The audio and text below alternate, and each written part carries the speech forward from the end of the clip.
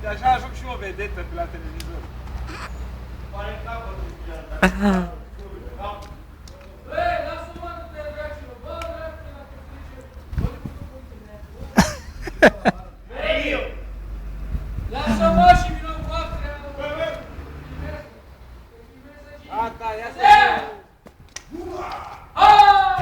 lasă-mă, dragilor, bă,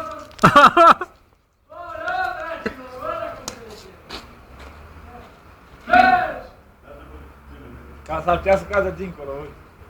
Asta nu pușcă. La pușcă, da. S-ar putea să cadă dincolo, să umflă cu rup, să face rotund. Ha! Da, s-ar putea să aduce tot.